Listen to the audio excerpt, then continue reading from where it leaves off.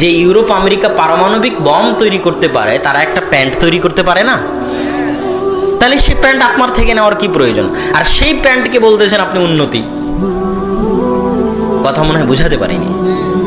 এরকম যদি সারা বাংলাদেশ গার্মেন্টস দিয়ে ভর্তি হয়ে যায়, তবু এটা উন্নতি নয়। সারা বাংলাদেশের কোনা কোনা যদি গার্মেন্টস দিয়ে ভর্তি, এটা উন্নতি নয়। এটা আমেরিকাও জানে। পদ্মা সেতু দিয়ে যদি সারা বাংলাদেশের সব নদীর উপর পদ্মা সেতু হয়, তাহলে এই যে অবকাঠামোগত উন্নতি, অবকাঠামোটা বাংলা শব্দ, যেটার অর্থ হচ্ছে বিল্ডিংগত উন্নতি।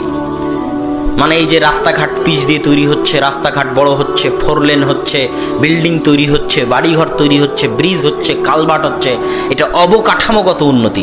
অবকাঠামোগত উন্নতি হচ্ছে ঠুনকো, যার কোনো মূল্য নাই। আপনি পদ্মা সেতুতে যান, দেখবেন যে ইঞ্জিনিয়ারগুলো কাজ করতেছে, ওগুলো কোরিয়া থেকে আসা ইঞ্জিনিয়ার। আর মাথায় যারা ইট খোয়া বালু নিয়ে ফেলতেছে পদ্মার পাইলের মধ্যে, ওগুলো হচ্ছে নরসিংদী নারায়ণগঞ্জের লেবার। এটা হচ্ছে উন্নতির মাপকাঠি। যেই দিন আপনি শিক্ষায় উন্নতি হবেন, জ্ঞানে গবেষণায় উন্নত হবেন, সেই দিন আপনি উন্নত। গার্মেন্টস যদি কালকে চীন আফ্রিকার অঞ্চলে চেষ্টা করতেছে, চীন একটা বাফার জন্য একটা হাব তৈরি করার আফ্রিকান অঞ্চলে, যেখানে বাংলাদেশের চাইতে কম খরচে। বাংলাদেশে কেন গার্মেন্টস চলে জানেন? বাংলাদেশের মানুষ অল্প টাকায় শ্রম বেশি করে দেয়। এই জন্য বাংলাদেশে গার্মেন্টস শিল্পটা এখনো টিকে আছে। যেই দিন বাংলাদেশের মানুষের চাইতে কোনো দেশের মানুষ বাংলাদেশের মানুষের চাইতে অল্প টাকায় কাজ করে দিবে, সেদিন বাংলাদেশের সব গার্মেন্টসগুলো বন্ধ হয়ে যাবে। এটা আমি আব্দুল্লাহ লিখে দিলাম, আপনি লিখে রাখেন, আপনার পরবর্তী প্রজন্মকেও বলে যায় যে যদি বাংলাদেশের চাইতে কম টাকায় কোনো দেশ গার্মেন্টস তৈরি করে দিতে পারে, কাজ করে দিতে পারে, তাহলে বাংলাদেশে গার্মেন্টস শিল্প বন্ধ হয়ে যাবে, চলবে না। যেই চেষ্টা চীন করতেছে আফ্রিকান দেশগুলোকে সাথে করে নিয়ে।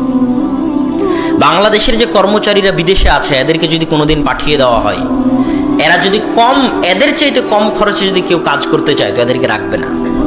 এরা সৌদিতে 600 রিয়ালের ভিত্তিতে কাজ করে। আমাদের বাংলাদেশের ভাইয়েরা অনেক কষ্ট করে কাজ করে, অনেক হৃদয় বিদারক করুণ দৃশ্য। তো কেউ যদি 500 রিয়ালে কাজ করে, তো এদেরকে আর রাখবে না। এটা উন্নতি নয়, এটা উন্নতির নামে মিথ্যা ধোঁকা। উন্নতি তখনই যখনই আপনার ছেলে জ্ঞানে গুণে গবেষণার চরম শিখরে পৌঁছে যাবে, যখন ঢাকা বিশ্ববিদ্যালয়ের অবস্থান হবে পৃথিবীর র্যাঙ্কিং বিশ্ববিদ্যালয়গুলোর প্রথম দিকে, যখন রাজশাহী চিটাগাং বিশ্ববিদ্যালয়গুলোর অবস্থান হবে পৃথিবীর র্যাঙ্কিং বিশ্ববিদ্যালয়ের প্রথম দিকে, তখন বুঝতে পারবেন যে হ্যাঁ, দেশে উন্নত হচ্ছে।